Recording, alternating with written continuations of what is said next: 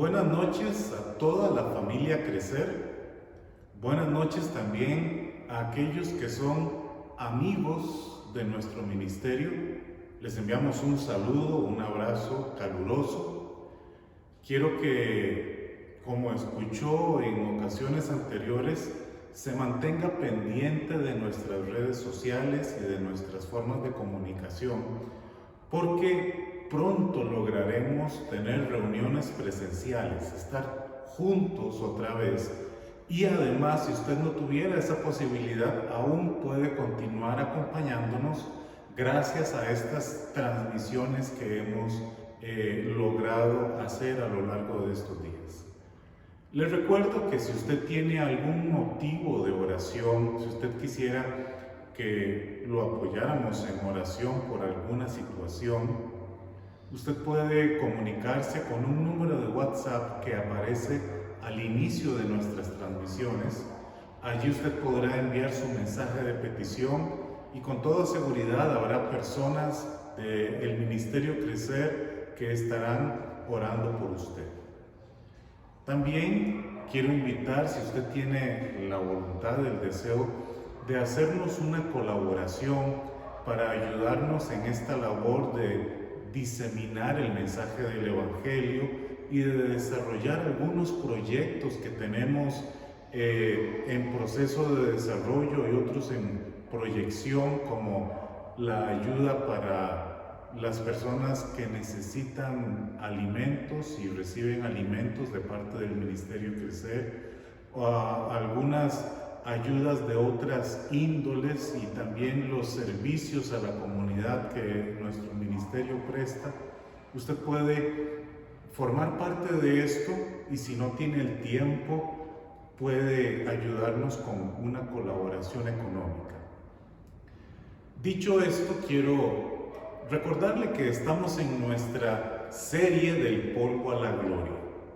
Hemos analizado de manera general, pero en partes bastante significativas, el Antiguo Testamento en torno a el mensaje central de la Escritura, que es la salvación. Hablándolo en términos del Antiguo Testamento, la redención. Y hemos podido observar que el Antiguo Testamento presenta un mensaje de la salvación que es totalmente coherente con lo que nosotros hoy entendemos por justificación por la fe. Y a partir de hoy vamos a poder comparar esos mensajes del Antiguo Testamento con los que aparecen en el Nuevo Testamento. Y usted va a poder ver, va a poder comprobar que el mensaje de la salvación es uno a lo largo de la historia. Desde el inicio, Dios tuvo un plan, no dos ni tres. Y a lo largo de la historia, a través de este plan, el Señor ha podido rescatar a muchas personas de la condena, de la muerte, para traerlos a vivir con esperanza de vida eterna. Hoy vamos a analizar un caso sumamente valioso, sensible para la vida de hoy, que está en el Nuevo Testamento, y este lo registra Lucas en los Evangelios. Es el único evangelista que habla del personaje de quien vamos a hablar hoy. Su nombre es Zaqueo. Y Lucas lo registra en el capítulo 19 de su Evangelio. Antes de llegar al Evangelio de Lucas, permítame contarle lo que le ocurrió a una jovencita de 22 años. Ella se llamaba Liz Meitner. Ella decidió que ese día era el día que tenía que hacer esto, ya no podía esperar más. Le sudaban las manos. Se acercó al escritorio de su papá y le dijo: papá, quiero hablar contigo. ¿Puedes? Su papá cerró algunos documentos legales que estaba revisando, los puso a un lado y le dijo a su hija: claro, ¿qué es lo que hay en esa linda cabecita? Típico papá. A Liz se le secaba la garganta cuando estaba hablando o intentando hablar con su papá. y evidentemente estaba nerviosa. Y ella le dijo: papá, quiero ir a la universidad, quiero estudiar una profesión. Las profesiones no son para mujeres hoy día, no hay mujeres médicos, no hay mujeres abogados, y yo quiero ir y yo quiero hacer algo por la humanidad. Su papá visiblemente cambió su expresión corporal, los gestos de su cara cambiaron. Y él comenzaba a razonar con su hija: ¿y qué es lo que vas a encontrar ahí? Pero ¿hay algo bueno para tu vida en esto que estás pensando? Su papá, preocupado por su hija y también con un enorme peso cultural en la época. Pero su hija, de manera muy determinada, le expresaba a su papá lo que ella quería para su vida. Su hija le expresaba: admiro a María Curie, esa científica que ha logrado hacer tantos descubrimientos. Y su papá le dijo: bueno, pero es que ella es una física nuclear, o no sé cómo se llama eso, y nadie sabe exactamente qué es eso, ni... Finalmente, llegando al final de esa conversación, su papá le dijo: Liz, si eso es lo que usted quiere para su vida, yo no se lo voy a impedir. Adelante. Liz inició su carrera universitaria y terminó con un doctorado en física. Se convirtió en la primera persona que logró realizar la división de los átomos y la liberación de la energía nuclear. Todo esto comenzó con un sueño. Ella tenía un sueño. Nuestro personaje de hoy también inicia la historia con un sueño, y el narrador, en este caso Lucas, nos cuenta de manera bastante detallada quién era este personaje, dónde estaba y cuál era su sueño.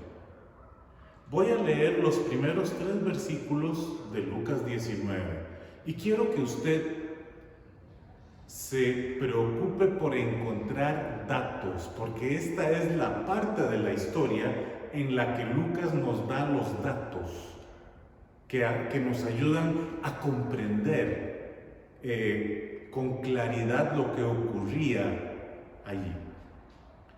Dice Lucas 19 del 1 al 3. Jesús entró en Jericó y comenzó a pasar por la ciudad. Allí había un hombre llamado Zaqueo, que era jefe de los cobradores de impuestos de la región y se había hecho muy rico.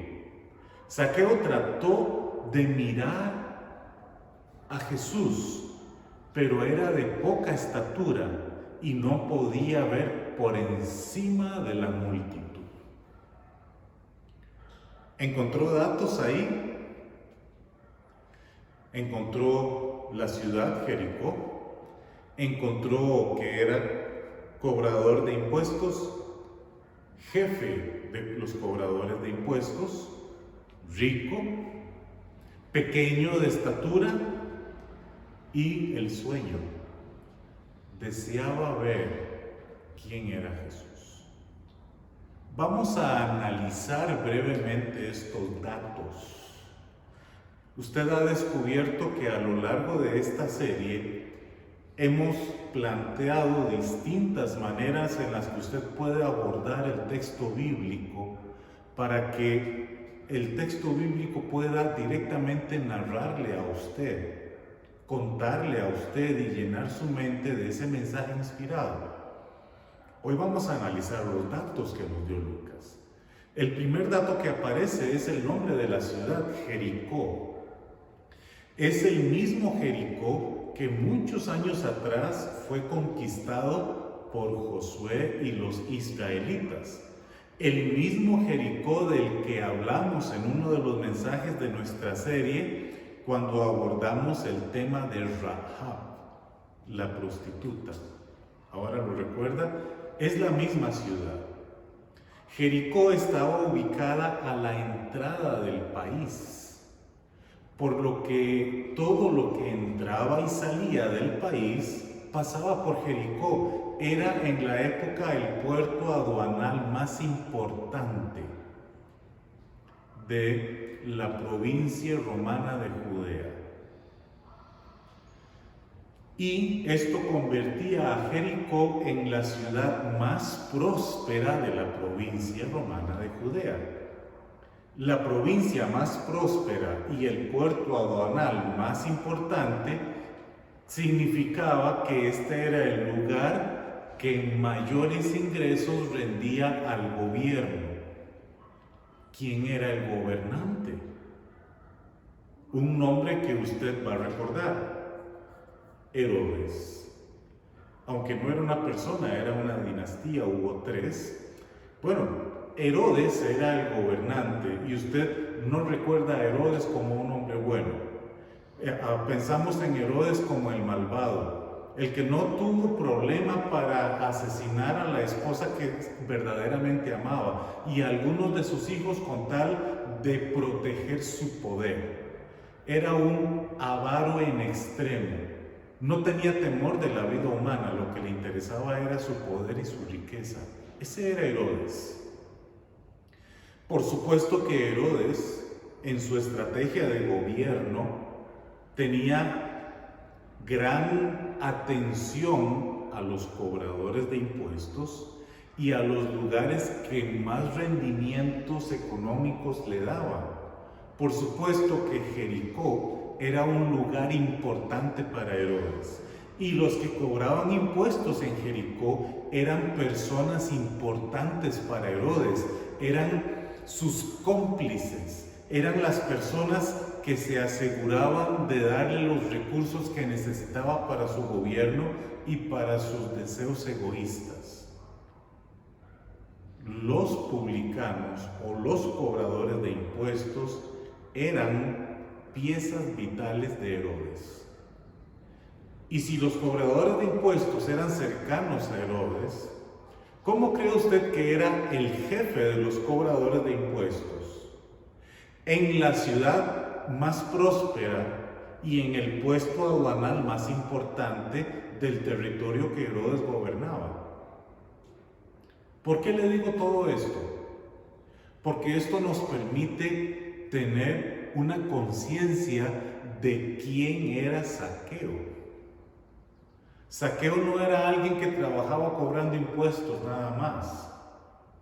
Zaqueo era una pieza importante en el rompecabezas de Herodes. Zaqueo era una pieza valiosa para los recursos que Herodes necesitaba. Y Zaqueo tenía la facultad de cobrar más de la cuenta para enriquecerse él mismo. Era uno de los privilegios de su puesto. Zaqueo era en muchos asuntos parecido a Herodes. Usted ve entonces la clase de persona que era Zaqueo. Finalmente, en los datos que aparecieron, porque vimos la ciudad, vimos que era cobrador de impuestos, vimos que era jefe, pero quedan un par de datos ahí. Vimos que era rico, era pequeño de estatura. Las personas que se han dedicado a estudiar a profundidad los biotipos de las civilizaciones antiguas y demás, y que han llegado a esta parte de la Tierra en el siglo I, consideran que alguien pequeño podía medir 1,50 m en la época. Esto le impedía a Zaqueo ver por encima de la multitud. Y el hecho de que había multitud es un dato que también es valioso. Finalmente, dentro de los datos que nos da Lucas, ¿cuál era el sueño de Zaqueo? En este momento Zaqueo tenía un sueño: ver quién era Jesús. ¿Qué tan importante era este sueño? ¿Qué tan valioso? Esto es lo que vamos ahora a observar a continuación. Terminamos diciendo que Zaqueo no podía verlo a causa de la multitud, porque él era pequeño y no podía ver por encima de ellos. Así que se adelantó corriendo y se subió a una higuera de sicómoro que estaba junto al camino que Jesús iba a pasar. Cuando Jesús pasó, miró a Zaqueo y lo llamó por su nombre. Zaqueo, le dijo, baja enseguida, debo hospedarme hoy en tu casa. Usted puede notar que el sueño de Zaqueo era importante para él. Él no se rindió en su deseo de saber quién era Jesús, sino que cuando ve que no puede hacerlo en la primer forma en la que lo planeó, entonces cambia de plan, busca otra manera, aunque esta manera signifique subirse a un árbol. Este hombre era el jefe de los que cobraban impuestos. Trate de trasladar ese puesto, ese nombramiento a nuestra cultura y nuestra sociedad de hoy. Bueno, hoy el jefe de los que se encargan de la cobranza de impuestos se llama ministro de Hacienda. Usted puede imaginarse un ministro de Hacienda subido en un árbol en una de las carreteras principales de la ciudad más próspera de ese país. Es difícil imaginarlo. Y si lo llegara a hacer, saldría en todas las portadas de los periódicos del día siguiente y por redes sociales, y todo el mundo lo vería, se enteraría. Usted se da cuenta que Zaqueo renunció un poco a su orgullo. Zaqueo no escatimó esfuerzos en cumplir su sueño de ver quién era Jesús. Había un dato que le dije que iba a ser importante para nosotros en esta ocasión, y era el hecho de que había una multitud, es decir, había muchas personas. Jesús va caminando. Jesús se detiene debajo del árbol, levanta su mirada hacia Zaqueo y lo llama por nombre. Recuerde que Jesús y Zaqueo no se conocían. El sueño de Zaqueo es ver quién es él, no lo conoce. Pero Jesús, al parecer, sí sabe quién es ese hombre. Piense usted en su vida y en su realidad hoy. No importa lo que usted hace, en dónde está, cómo vive, cómo se siente. El Señor sabe quién es usted. Y el Señor, más que saber su nombre, lo llama a usted por su propio nombre. ¿En qué encaja aquí el elemento de la multitud? Pregúntele al texto bíblico. ¿Cuántos nombres mencionó Jesús? ¿A cuántas personas invitó? ¿A cuántos les dijo, me voy a hospedar en tu casa? A ninguno, solo a Zaqueo. Entonces esto le permite a usted notar que había una diferencia entre el interés de Zaqueo por Jesús y el interés de las otras personas. Cuando usted escucha hablar del Señor, ¿usted se pone en modo indiferente o usted se pone en modo atento? ¿Tiene usted interés en saber quién es Jesús? Porque le aseguro que Él sí tiene interés en usted. pero respeta a los que prefieren irse por el camino de la indiferencia. Zaqueo era de las personas más perversas de Jericó, pero el Señor no estaba valorando su nivel de perversidad. El Señor estaba atento a alguien que quería conocerlo. Y si usted hoy quiere conocer al Señor, crea que el Señor va a poner su atención en usted, como lo hizo con Zaqueo. ¿Qué cree usted que hizo este hombre? Versículo 6 nos continúa la historia. Zaqueo bajó rápidamente, lleno de entusiasmo y alegría, y llevó a Jesús a su casa. Pero la gente que estaba disgustada murmuraba. Fue a hospedarse en la casa de un hombre de mala fama. Aquí aparecen otra serie de informaciones. Primero veamos a Zaqueo y después vemos a los murmuradores. ¿Cómo estaba Zaqueo? Entusiasmado, alegre.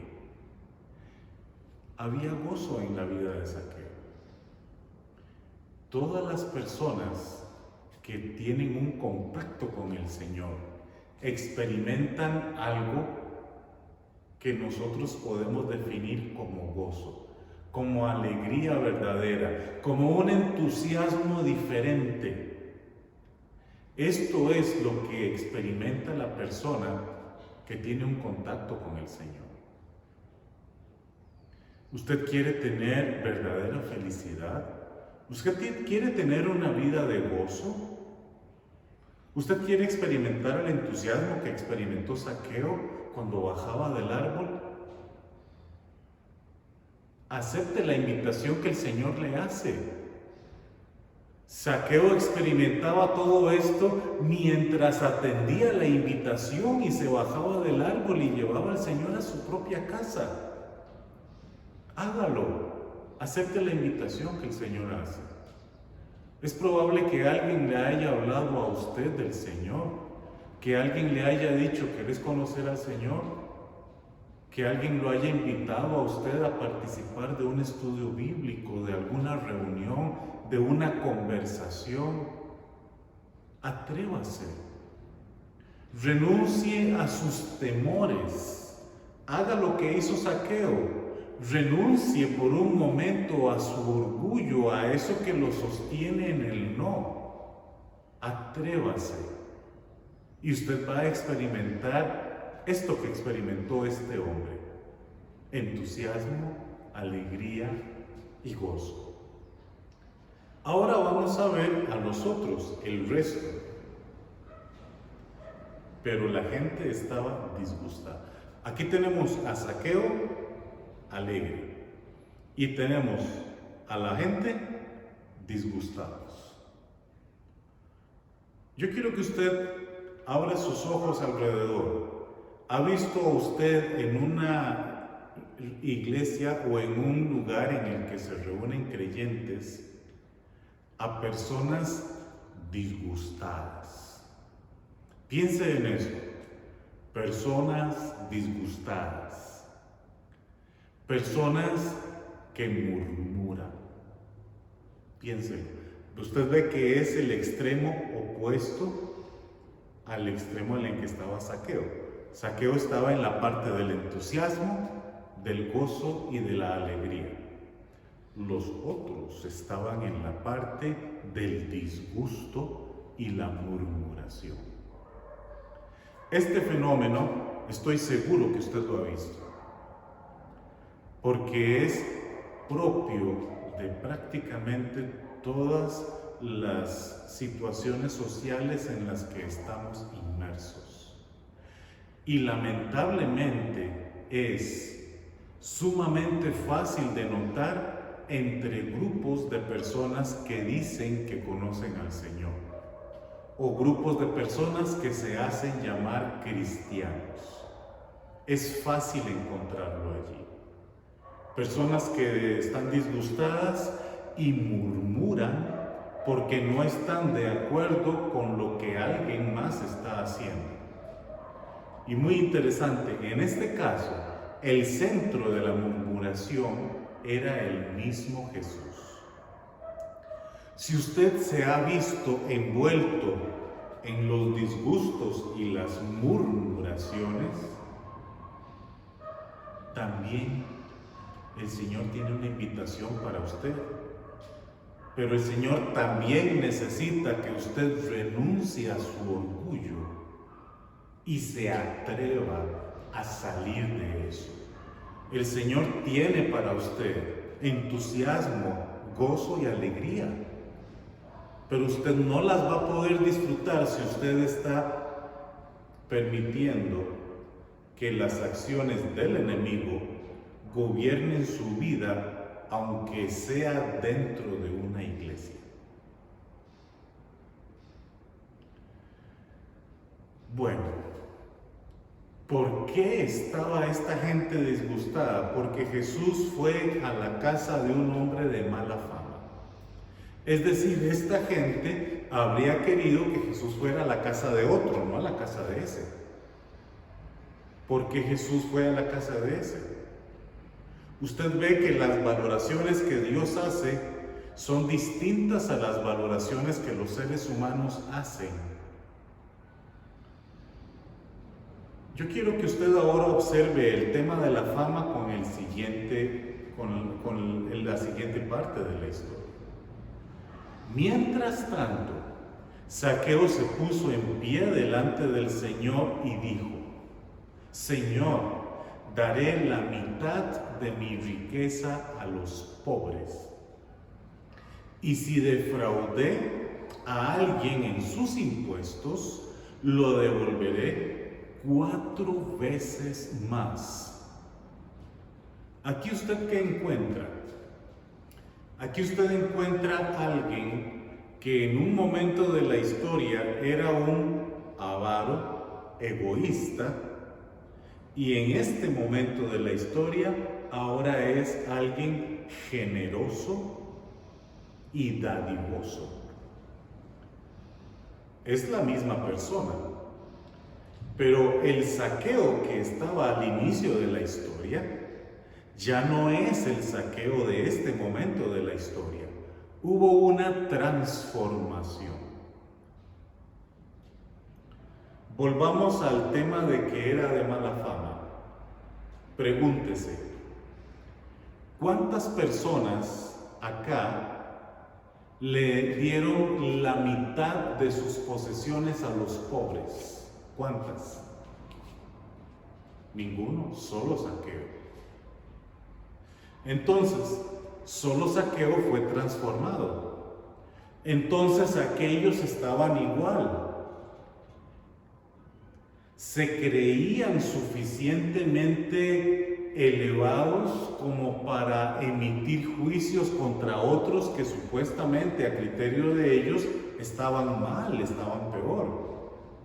Y sin embargo el texto nos permite ver que ellos no recibieron ninguna transformación, seguían siendo los mismos pecadores. Aquí tenemos a una persona que experimentó lo que Jesús ofrece. Jesús no le ofrece a usted una vida en la que usted tenga que vivir sufriendo y luchando por sus conductas anteriores. Jesús le ofrece a usted una transformación que lo haga ahora disfrutar de todo lo que es opuesto a lo que fue su vida pasada. Eso es el Evangelio. Jesús no necesitó decirle a Zaqueo: sos un ladrón, sos un avaro. Yo observo hoy cristianos que ven a alguien que quiere acercarse como Zaqueo y lo que le dicen es: vos sos esto y aquello, y eso no le agrada a Dios. ¿Usted cree que esa persona no lo sabe? ¿Por qué cree que se está acercando? Claro, los seres humanos necesitamos tener la oportunidad de maltratar y de golpear cuando nos sentimos en una posición distinta. Esos son los seres humanos como el resto de la multitud que aparece acá. Pero Jesús no le dijo a Zaqueo avaro, ni egoísta, ni ladrón. Le dijo: quiero estar contigo, quiero ir a tu casa. Si usted quiere que el Señor haga esta transformación en su vida, acepte el llamado que Él le hace. Saque tiempo para estar con el Señor. Zaqueo tuvo una oportunidad valiosa. Él y el Señor Jesús solos en su casa. Un espacio para la comunión, para la comunicación. Y el fruto de la comunión con Jesucristo es la transformación. Si usted está consciente de que sus conductas son nocivas, entréguese al Señor Jesucristo y Él va a cambiar su naturaleza, como lo hizo con Zaqueo. Luego de que Zaqueo hace esta declaración en la que ya él es un hombre transformado, el Señor Jesucristo dice: la salvación ha venido hoy a esta casa, porque este hombre ha demostrado ser un verdadero hijo de Abraham. Pues el Hijo del Hombre vino a buscar y a salvar a los que estaban perdidos. Aquí el Señor Jesucristo hace una declaración. Zaqueo hizo una declaración en la que expresa que es dadivoso, y Jesús hace una declaración de sumisión. Él vino a buscar, vino a salvar a los perdidos. ¿Recuerda Juan 3, 16 y 17? ¿Recuerda el versículo 17? Dios no envió a su Hijo para condenar al mundo, sino para que el mundo sea salvo por Él. Y aquí el Señor Jesucristo reafirma su misión. Él dice: vine a buscar y a salvar a los que están perdidos. Si usted está perdida o está perdido, el Señor vino exactamente por usted. Es el plan que estableció desde el principio, la manera de venir a rescatarte, a redimirte, a transformarte, a darte una vida nueva aquí y a darte esperanza de una vida eterna. Y usted ve ese mensaje en la vida y en la experiencia de Zaqueo. Acepte al Señor Jesucristo en la condición en la que usted se encuentre, y Él va a hacer una transformación en su vida. El 9 de agosto de 1921, el señor Franklin Delano Roosevelt era marino, estaba navegando, accidentalmente cayó al mar e inevitablemente tragó agua de mar, agua marina. Él fue sacado del agua y continuó su quehacer. Al día siguiente se sintió profundamente cansado. Al día siguiente, una de sus piernas dejó de funcionar. Al día siguiente, sus dos piernas dejaron de funcionar. Estaba enfermo de poliomielitis. Y desde ese día en adelante fue una persona discapacitada. Cuando Franklin Delano Roosevelt llegó a la presidencia de los Estados Unidos, declaró la guerra contra esta enfermedad. Fundó una institución llamada Fundación Nacional para la Poliomielitis Infantil. Y esta fundación buscaba recursos de diferentes partes para poder pagarle a un grupo de científicos que estaba investigando sobre una manera de curar o prevenir esta terrible enfermedad. Uno de los científicos que aceptó el desafío se llamaba Jonas Salk. Y él en sus estudios logró aislar el virus y logró encontrar la manera de matar el virus. Y luego descubrió que si a las personas se les inyectaban los cuerpos del virus muerto, entonces las personas iban a desarrollar defensas que iban a combatir específicamente ese virus. Y este fue el inicio de la vacuna contra la poliomielitis. Después se logró desarrollar una forma oral de aplicar esta vacuna. En 1953, este científico, Jonas Salk,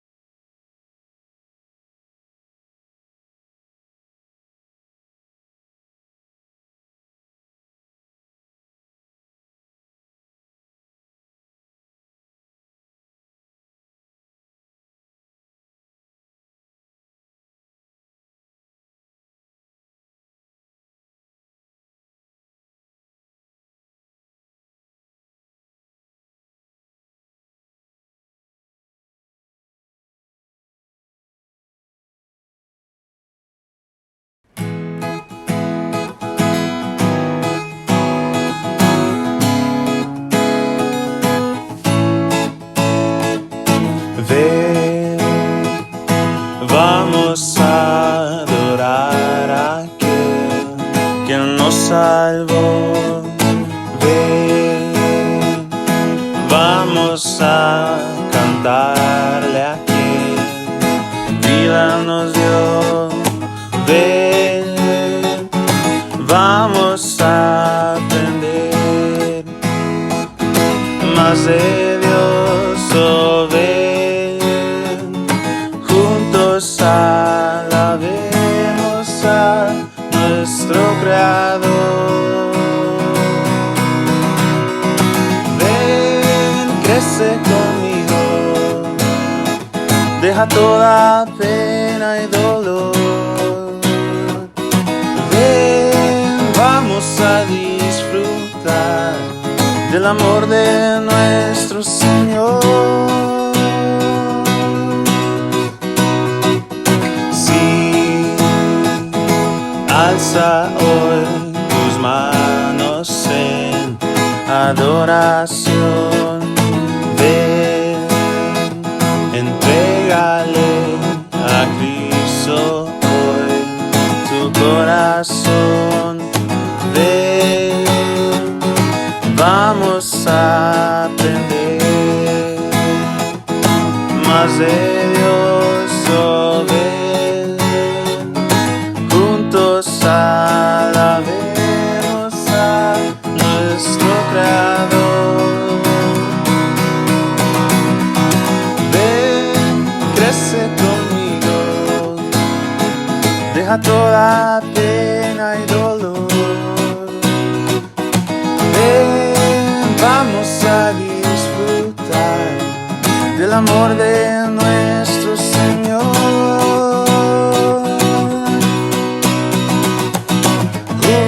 Juntos hoy alcemos pues la voz a aquel que su vida entregó.